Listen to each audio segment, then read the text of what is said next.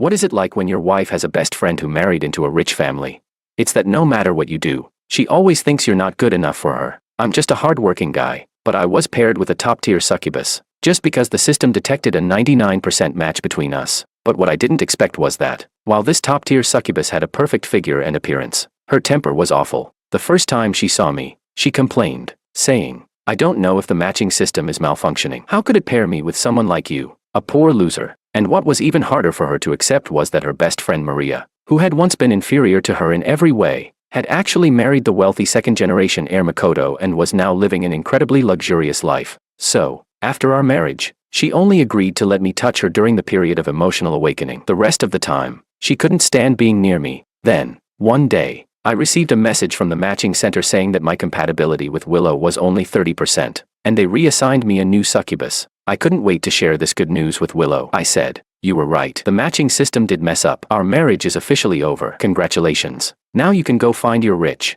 handsome guy." Chapter 1. I helplessly said, "Can you stop biting my neck? I still have to work tomorrow." The tall and cold succubus, Willow, frowned, though her body was surprisingly hot. Hearing this, she seemed like she'd been greatly insulted, and replied in a sharp tone, "Do you think I want to bite you? Our compatibility is 99%. I can't control myself. It's all because of this damn compatibility." Willow complained while her waist twisted wildly. I felt a little exhausted but instinctively apologized. Sorry. Then go ahead and bite me." Willow huffed. She then left a kiss mark on my neck. Her beautiful heart-shaped tail swayed back and forth, showing that her mood was actually not bad at all. I breathed a sigh of relief. After another round of intense actions, I was completely worn out and collapsed into a deep sleep. I was so tired. It was more exhausting than staying up till midnight writing plans at work, but there was nothing I could do. After all, Willow was an S-rank top-tier succubus, and I was just an ordinary human. I had an ordinary appearance, an ordinary background, and we weren't compatible in the slightest. Apart from indulging her at times, I had nothing else to offer. Chapter 2. George, your stamina is really terrible. Every time, I haven't even had enough to eat, and you just fall asleep on your own. No matter how I shake you, you don't wake up. I scratched my head, instinctively apologizing. "Sorry, I'll try harder next time to last a little longer." Willow tilted her chin and said, "Fine, but remember to bring me a matcha cake when you come back." I nodded and then left the room. I matched with Willow 2 months ago. Generally, there are very few humans who can match with a succubus, especially someone as ordinary as me, but I was so lonely. So, I uploaded my profile, hoping to take a chance. I never expected that luck would hit me hard. When I looked at the profile sent from the matching center, it read, Willow, S-rank succubus, 170 centimeters, 34D, hourglass figure. Her looks and figure were simply exquisite, and our compatibility was an astonishing 99%. I had never seen such a beautiful woman. That afternoon, I couldn't even focus on work. I couldn't wait to head to the matching center to meet my succubus. But, as with all beautiful roses, there were thorns. The first time Willow saw me, I could see the disappointment in her eyes. Her tone was harsh, and with a look of disdain, she said, "I don't know if there's something wrong with the matching system. How could I end up matched with someone so ordinary like you?" I was a bit helpless. I forced a smile and asked, "Then, do you still want to go home with me?" To my surprise, the succubus got even angrier. She said, "Then what? You're just going to dump me right after we matched?"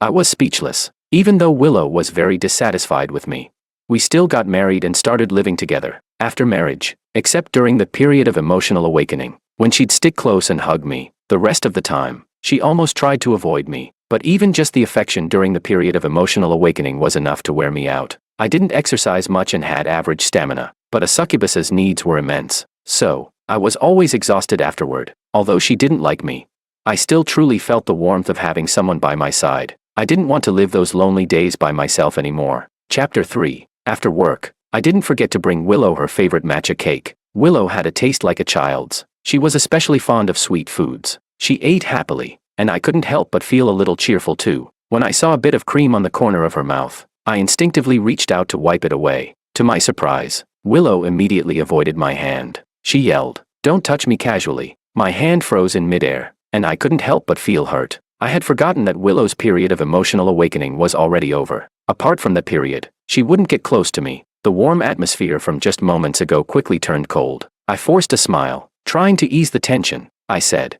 "Sorry, I won't touch you like that again. You haven't gone out in a while. How about I take you out for a walk in a few days?" Succubi are naturally social and don't like being cooped up at home. Unfortunately, My work was too busy, and I hardly had time to take her out. Willow snorted and said, "Don't treat me like some stray dog, just taking a walk in the park to brush me off." I replied, "I won't." I added, "How about we go hiking? We could camp and cook out." "You've probably never tried that. It's really fun." Willow's eyes lit up. Then she proudly flicked her tail. She said, "Fine, if you insist. Only if you really want to." I nodded and said, "All right, I'll arrange it." Coincidentally, my childhood friend David was returning to the country in a week. He had called me a few days ago. "George, let's get together when I get back." All right. We hadn't seen each other for years. I naturally couldn't refuse and said, "Sure," he said.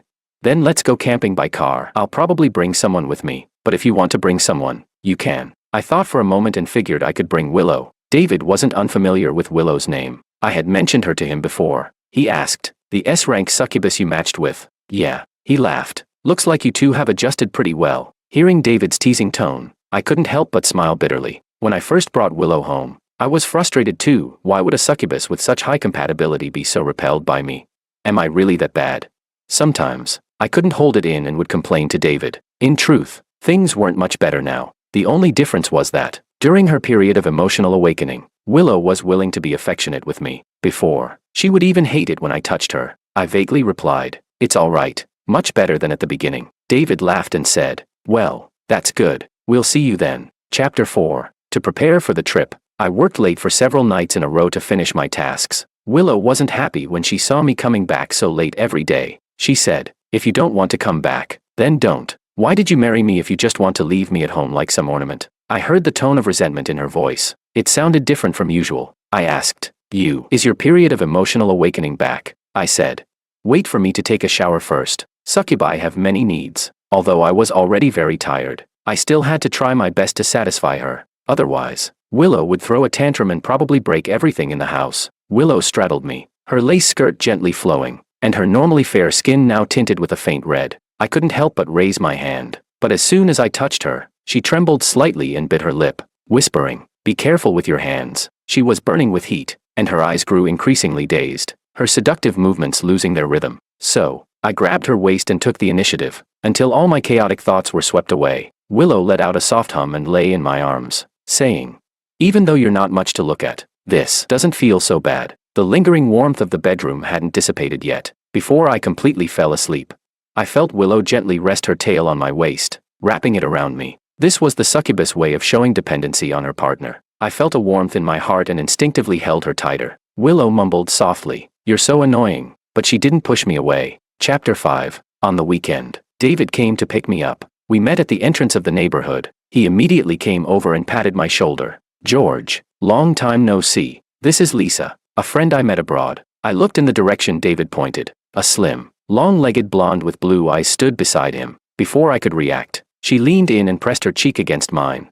I was stunned. Willow immediately pulled me back, her beautiful eyes full of hostility. David laughed. "Don't misunderstand. It's a cheek-kissing greeting in their country." David put his arm around my shoulder and whispered, "George, you're quite the lucky guy." It's the first time I've seen her so affectionate with someone, just making that little succubus jealous. I waved my hand. "She won't get jealous. She always thinks I'm too ordinary to deserve her." David frowned. "Too ordinary to deserve her? Has she been brainwashed by the idea of being above others?" I didn't continue the conversation and changed the subject. The four of us were in the car, chatting casually from time to time. Soon, we arrived at our destination. It was on top of a mountain, and we had to hike up a mountain path. My physical condition was poor, and I was quickly left behind. David teased, "George, are you even okay? You're way too weak." I was speechless. If I'm weak, half of it is because of work, the other half is because of Willow. I looked up, out of breath. This little succubus who drains my energy was full of vitality. She was walking so fast that I couldn't keep up.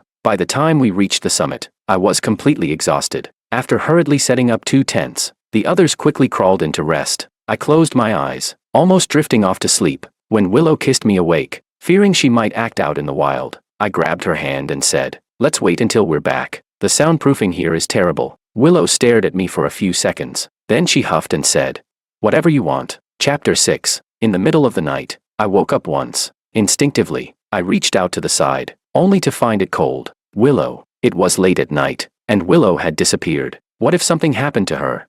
I fully woke up, quickly threw on a coat, and crawled out of the tent. Willow. I was about to call her name when I saw Willow standing by the mountain edge, holding her phone. She was probably talking to someone. Under the moonlight, her profile appeared unusually cold. She said, "The one who matched with me, just an ordinary human. Yeah, he's way below you." In the quiet night, the voice from the phone speaker was especially clear. A female voice said, "Didn't you always say the matching system must be malfunctioning? Have you never thought of submitting the test again? Honestly, he's not even worthy of you. Besides, if you really have no interest in matching, it's not impossible to force a cancellation." I didn't listen any longer. I turned around and went back into the tent. About 5 or 6 minutes later, Willow returned. She lifted the tent flap, bringing in a gust of cold wind. It chilled me to the bone. I could probably guess who Willow had been talking to. It was her best friend from the base, an B-level succubus, who had matched with the heir of the Ito group, Makoto, and now lived a life of luxury. It was only natural that Willow felt unbalanced, but I honestly thought she was starting to accept me. I thought she was willing to continue life with me, but I didn't expect her to still want to leave. It all felt like a foolish dream I had created. I sighed, closing my eyes to pretend to sleep. Willow, however, leaned in close and muttered, "You're so grown up, yet still kick the covers off. Aren't you afraid of catching a cold?" Her hot body pressed against mine, and she pulled the covers back over us. That's just how she was. Sometimes she was incredibly close to me. Other times, she couldn't stand me. In the dark, I slowly opened my eyes. If she really wanted me to let go, I felt reluctant. Chapter 7. The process of forcibly canceling the match is very complicated. Even if submitted to the matching center, it has to go through a rematching process and multiple layers of review. It can be said that it's extremely troublesome, but Willow doesn't like me, so she probably won't mind the hassle. My thoughts were all over the place that night. The next day, I walked out of the tent,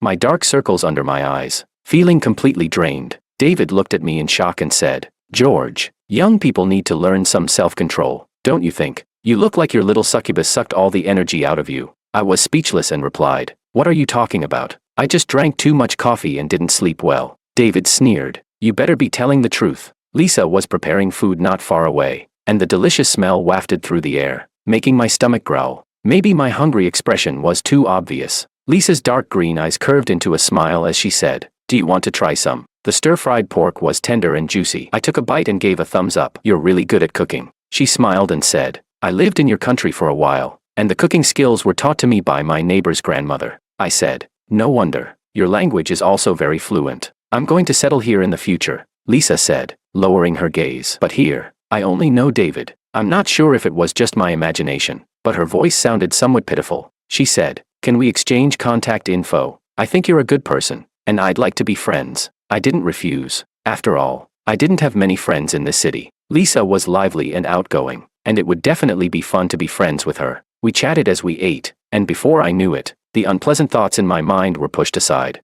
"George, here," Lisa said. "You've got something on your mouth." Before I could react, Lisa suddenly raised her hand and wiped my mouth. I froze for a moment, and out of the corner of my eye, I caught sight of Willow walking toward us. At that moment, an absurd thought suddenly crossed my mind. Was she jealous and coming over to scold me? But she just stared blankly at us for a couple of seconds. Then she turned and walked away. Sigh. What was I thinking? Willow doesn't like me. How could she possibly be jealous? And if she really cared, she wouldn't have made that phone call last night. Chapter 8. Why aren't there any cookies today? I looked up to find Willow frowning and glaring at me in displeasure. I avoided her gaze. Ever since we came back from the trip, I unconsciously tried to avoid her. I replied, "Didn't you say the ones I made were awful?" Willow loves sweets, so I learned some cookie-making skills. Every Wednesday, I would bake something sweet for Willow, but I probably have no talent for cooking. Every time, the results were met with her extreme pickiness, so I kept trying to improve the recipe, hoping to please Willow, but now I realize. It wasn't that my cookies tasted bad, it was that she just didn't like me in the first place. I wasn't interested in doing these pointless things anymore. After I submit the request to cancel the match, Willow will probably be rematched with some wealthy heir, and then she'll be able to eat whatever she wants. I shrugged and said, "You didn't like them, so I won't make them anymore. Anyway, it'd be a waste to make them." Willow hissed like a cat with its tail stepped on and snapped. "Fine, I won't make them." It was already disgusting. Why can't I say anything? I quickly apologized. "Yeah, they're bad. Sorry." Willow stormed off, slamming the door. That evening, after finishing work, I returned to the bedroom. When I lay down on the bed, I noticed Willow hadn't gone to sleep yet. Her soft tail curled around mine. It was an invitation for intimacy, but I knew Willow's period of emotional awakening hadn't arrived yet. So I turned her down. I said, I'm really tired. I have a lot of work tomorrow. Willow was quiet for a few seconds. She silently retracted her tail, just as I was drifting off to sleep. Her cold voice suddenly sounded. She said, "You found someone else outside and now you're going to ditch me." I didn't quite catch it and instinctively replied, "What?" The next moment, the sharp pain on my neck made me fully awake. "What are you doing?" She bit her lip and said, "George, I probably never told you why my parents divorced, did I?" I furrowed my brow, not understanding why she suddenly brought this up. She said, "My mom is a succubus, my dad is human, and their matching compatibility was really high, but my dad still ended up cheating. A succubus only has one mate in her life, but human infidelity seems to be ingrained in their very nature. So, I hate humans." In the dark, her eyes gleamed with clear disgust. She said, "And I hate you." I was silent for a moment before saying, "I know. Willow hated me. I've always known that. Maybe I should have let go a long time ago." Chapter 9. After submitting the report to cancel the match, the next day, I received an acknowledgement receipt. The staff member called me, saying, "Mr. George, are you sure you want to cancel your bond with your succubus? It's very rare for a human to have such a high compatibility with an S-level succubus." I replied, "We've been together for several months, but the succubus still doesn't really like me." I sighed and said, "I want to respect her wishes and set her free." "Understood. We will proceed accordingly." After hanging up the phone, I returned to my work. I thought the process of canceling the match would take a long time, but unexpectedly, that afternoon, I received a message from the matching center. It said, "Mr. George, we apologize. After reevaluating, we've confirmed that the actual compatibility between you and Willow is only 30%. A portion of the previous data was incorrect and has now been deleted. We have automatically dissolved your marriage. To express our apologies, the matching center will match you with a new succubus free of charge. Thank you for your understanding." When I received these messages, my mind buzzed. Then, a sharp pang of bitterness surged inside me. Perhaps we really weren't meant to be. Even fate couldn't stand it, but I quickly let go of it. So, our compatibility with each other had been mistaken all along. No wonder she never liked me, I thought. How could an S-level succubus ever be matched with someone as ordinary as me?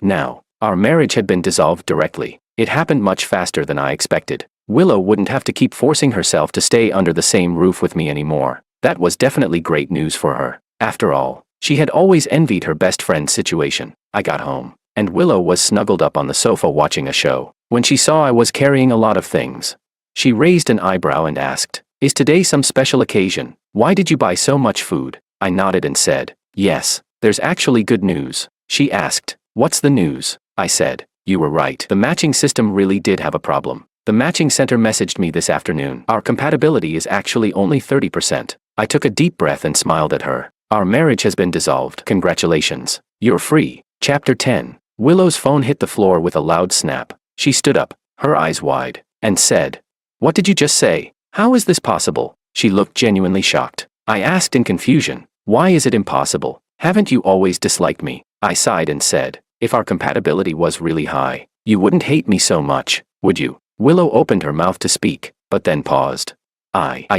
It seemed like she wanted to say something more. I said, "You'll probably be rematched with someone more suitable for you, maybe even marry into a rich family." After hearing this, a look of sarcasm crossed Willow's face. She asked, "So, are you happy?" I didn't understand what she meant, but I still replied, "I'm okay with it." "Aren't you happy?" she said. "Of course I'm happy." Willow spoke slowly, each word sharp with bitterness, and she said, "I'm going to pack my things and leave. Don't worry, I'm not the clingy type. I'm not a pathetic, needy succubus who won't let go. And once we're divorced, I can be matched with a super better human. I'm so happy." I nodded and said, "I hope all your wishes come true." I asked, "So, are you going to eat before you leave?" She replied, "Eat? What for? Didn't you say our marriage has been dissolved? It's so inappropriate for a stranger like me to stay in your house." I thought about it for a moment and realized she had a point. She hated me so much, she probably couldn't wait to leave. Willow added, "But if you truly beg me," I interrupted her.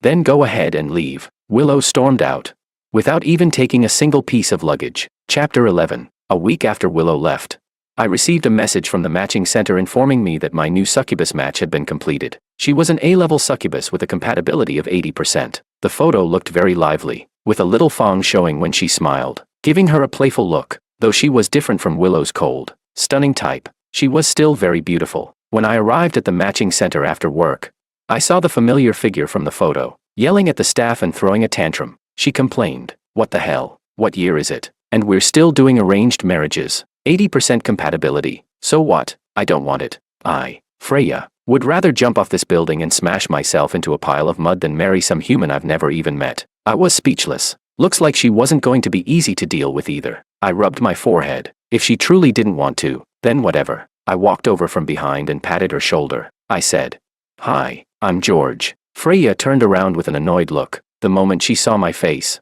Her pupils shimmered with a peach-pink glow. The next second, the chair screeched as she pushed it away. She stood up, her cheeks flushed, and in a high-pitched voice, she said, "Ah, so the handsome guy is the human who matched with me. My name's Freya, A-level succubus. I can cook, do housework, and keep the bed warm." She added, "By the way, handsome, when are we getting married? You know, I don't want to be a homeless, pitiful succubus anymore." I looked at her, completely confused. Does this succubus have a split personality? It wasn't mentioned in her profile.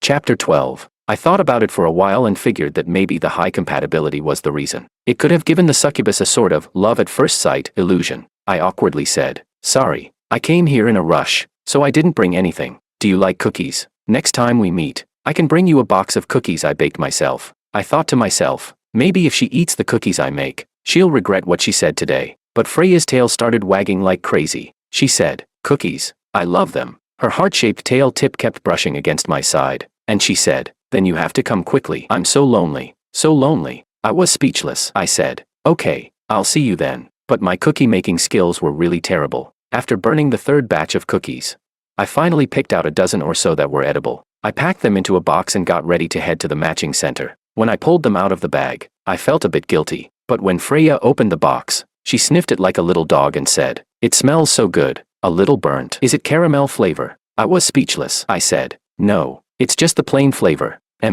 Delicious. Really delicious." Freya's reaction to the cookies was completely different from Willow's. I remembered that Willow had been brutally honest when she commented, "This stuff is so bad even a dog wouldn't look at it." Sure enough, desserts are best made for people who can provide emotional value. "Is this your new succubus?" A cold voice suddenly came from behind me. Uh-oh. Just when I was thinking about her, she shows up. I turned around and saw Willow, who I hadn't seen in weeks, standing not far away, her face twisted in a mocking expression. She said, "So ugly, but it fits you, of course. Other than me, how could you ever match with an S-level succubus?" Freya tilted her head and said, "Hey, X, have you ever heard that insecurity and sensitivity can make a person unexpectedly aggressive?" Willow scoffed in disbelief. "Insecure? Compared to you, what's wrong with me?" Freya snorted and said, "Maybe it's because you don't have a husband who bakes cookies for you." Just a moment ago, Willow had been full of mockery, but when she saw the cookies in Freya's hands, her expression immediately vanished. Her eyes gradually filled with anger and resentment. She screamed hysterically, "Cookies! You made my cookies for this slut to eat."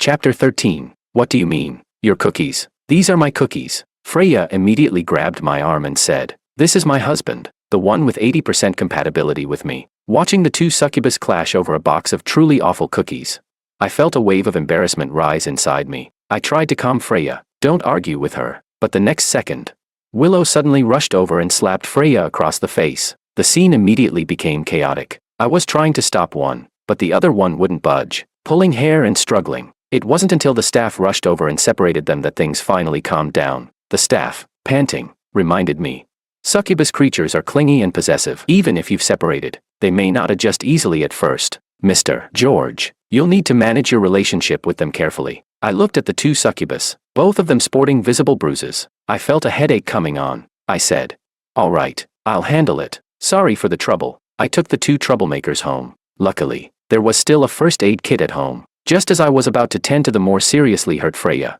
Willow's cold voice suddenly rang out. Of course, with a new succubus, everything gets used on her first. Freya widened her eyes and said, "Do you want to see how hard you hit? If it weren't for George, I could sue you." "Sue me?" Willow chuckled and said, "Go ahead. Sue me. Don't act all innocent. You couldn't stand me being prettier than you, so you deliberately slapped me." How disgusting. I was speechless. I felt my headache worsening. I said, "Both of you, if you keep arguing, you can both leave my house." The two glaring succubus on the sofa immediately fell silent. The air became quiet. Phew, much better. Chapter 14. Originally, I planned to send Willow and Freya back to the base, but by the time I finished handling everything, it was already very late. So, I had no choice but to let them stay the night at my place. In the middle of the night, I was groggily asleep. Suddenly, I felt a tail wrap around my leg. It was cold. I immediately woke up. I met Willow's eyes, which were even colder than usual. She was holding a thin piece of paper. It was the receipt from the matching center that I had received when I submitted the request to cancel the bond.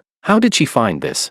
As expected, Willow immediately started accusing me. She said, "So, George, you've actually wanted to get rid of me all along, right?" I swallowed nervously and said, "No. Let me explain. Can you go down first?" "No." Willow's eyes reddened. "I'm really upset right now," I said. "We've already ended things. I can't comfort you anymore." "Is that so?" Willow bit her lip and said, "George, you've already had me, and now you just want to walk away. You're dreaming." Willow clung to me tightly, her little thong biting down on my shoulder. A period of emotional awakening succubus is surprisingly strong, and I couldn't break free right away. I tried to reason with her, saying, "You'll have a new match." Willow got even angrier, shouting, "I'm not like you, so easily accepting a new match. It's only been a few days. George, are you that impatient? So, how long are you going to play with this new little succubus before you get bored? You won't get tired of her any faster than me, will you?" Willow's tone made it sound like I had done something wrong, as if it wasn't her who had said she wanted to end things over the phone that night, as if it wasn't her who had said she hated me. A surge of anger rose inside me. I locked her wrist and said,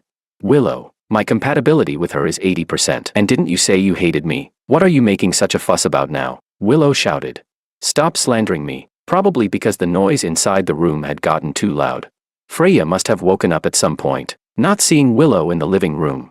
She must have guessed what was going on and came over to knock on the bedroom door. "George, are you two together?" I froze in shock, quickly covering Willow's mouth. When the noise outside finally stopped, she said, "I've locked the door. Are you going to open the door for her?" Willow blinked and said, "If you still have the strength to do so." Chapter 15. Willow tied her hair up and said, "Your new succubus won't mind, right?" She said, "Sorry, I didn't mean to bite that hard." Period of emotional awakening. Couldn't help it. She said sorry, but her tone showed absolutely no remorse. She rolled her eyes and said, "Anyway, you've already played with me like this. If you don't take responsibility, I'll swing on your ceiling beam with my neck." I was speechless. I looked down at the marks all over my body. Who the hell is playing who here?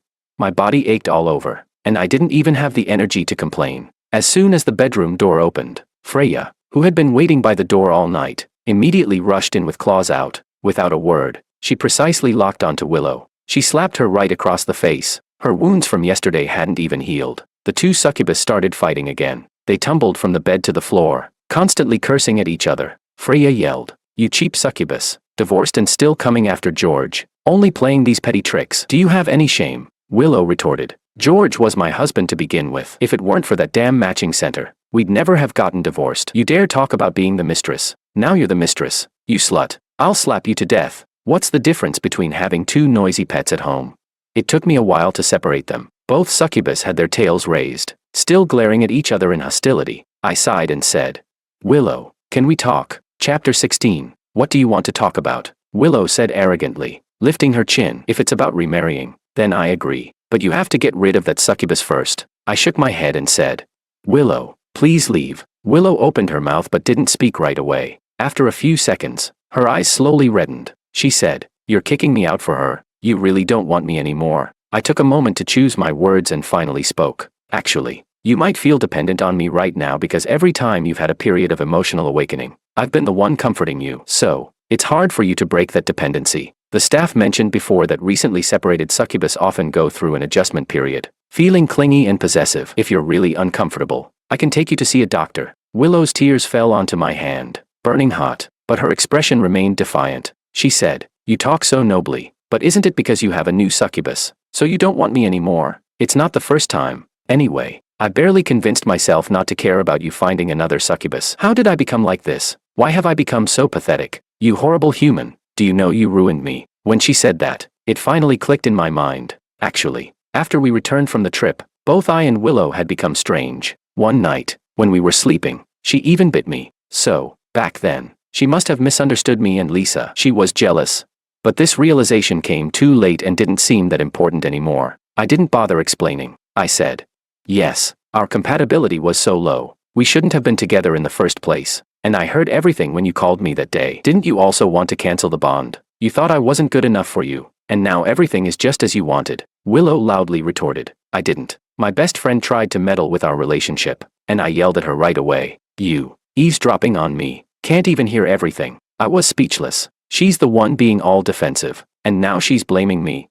I frowned and said, but after being with me, haven't you always thought I wasn't good enough for you? You hated me, never wanted to get close to me, and only allowed intimacy during period of emotional awakenings. Was I mistaken about you too?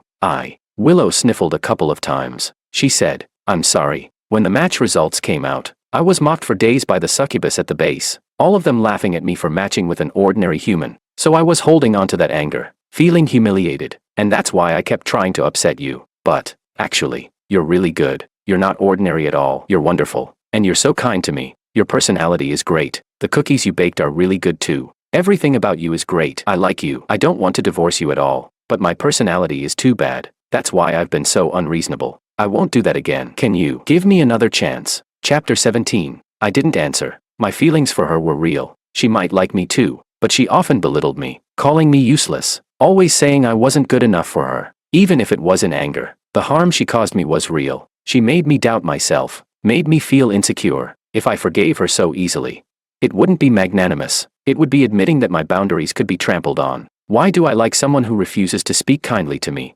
She was always like this. She would prepare a bath for me when I came home from work. She'd tell me she learned some massage techniques online and then give me a massage. She would secretly try to cook, only to burn herself and get blisters. She'd take care of me when I was sick, but when I woke up, she'd complain about how troublesome I was. The porridge she made was awful, all burnt. Although, to be honest, my own porridge wasn't much better, but with no one in the house who could cook, how could we survive?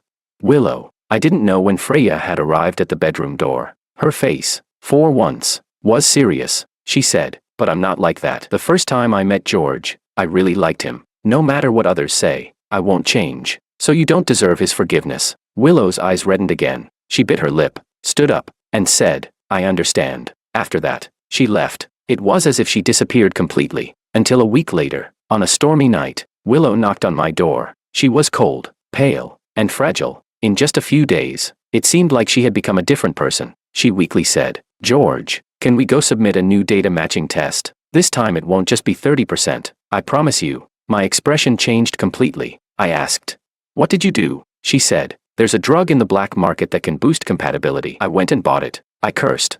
Willow, are you crazy? Chapter 18. I'm sorry. Willow trembled as she spoke, her lips quivering. She said, if I can't cook well, I'll learn. If my personality isn't good, I'll change. If you won't forgive me, I'll make up for it. But if the compatibility isn't high, I really can't help it. I never thought Willow would go this far. Such a proud person. I frowned and said, I don't need you to do this. You'll die. Do you understand? We need to go to the hospital. She choked. But what should I do? Without a high compatibility, you won't like me. I really wanted to shake some sense into her. But her condition wasn't good. I sighed and said, I don't like someone because of their compatibility. The first time I met you, I liked you. Otherwise, I wouldn't have married you. Willow's eyes slowly lit up. I continued. My reason for separating from you is that your actions later on really hurt me. Love isn't something that's only measured by compatibility. I turned my head and saw Freya's eyes filled with resentment. I cleared my throat and said, well, I guess we can't completely disregard it. I thought to myself, but honestly, whether it's 5%, 30%, or 100%, it didn't really make a difference to me. Chapter 19. After Willow caused a scene at the hospital, she came back out again. After a brief period of weakness, she bounced back to her usual energetic self. She had plenty of time to argue with Freya and be jealous again. This made the house restless. A few days ago, while chatting with David on the phone, I was venting about this whole situation. David laughed at me for 10 minutes straight. Then, he finally said slowly, well, actually, it's not that big of a deal. Don't you think your two succubus are like a proud little cat and a simple little dog? On the surface, cats and dogs don't seem to get along, but they can balance each other out. In general, whoever is more obedient, you just treat them better. Ah, George, congratulations. You're living the dream with both a cat and a dog. I was speechless and hung up the phone. Sure enough, that night, the two of them had another big argument. I opened my phone, planning to look up some succubus care tips, but then I got a message from Lisa. She invited me out for dinner. She's in charge of coordinating with our company now, so it was probably about contract stuff. I agreed to meet. When I arrived, I sat down and hadn't even had time to take out the documents.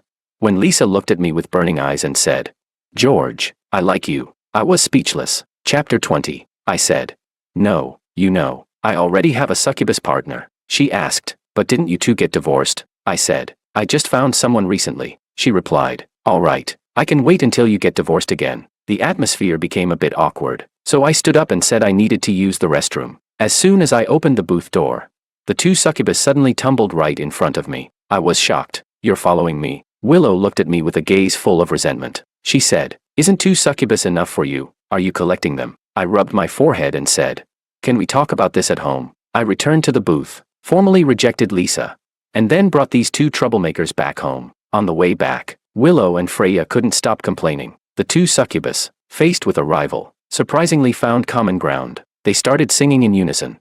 Dyed her hair blonde. Who's she trying to seduce? Freya replied, she's a foreigner. Willow snorted and said, I don't care. She even helped George wipe his mouth in front of me. It made me want to slap her face with a whole plate. Then why didn't you? Willow replied, I'm the main wife. I have to have some dignity. I was speechless again. Chapter 21. Willow and Freya behaved for only a couple of days. On a calm morning, they started fighting again because the two eggs I gave them were different sizes. Freya said, I could have had George all to myself. Our compatibility is 80%. What about you? You're nothing. It's all your fault. You little third-party succubus. Acting like a prostitute. Willow retorted, the one who isn't loved is the third party. You know. George, tell me, who do you love the most? I was speechless. My suggestion is that from now on, we just eat quail eggs. Then they'll behave. When I face a question I can't answer, can I just not answer?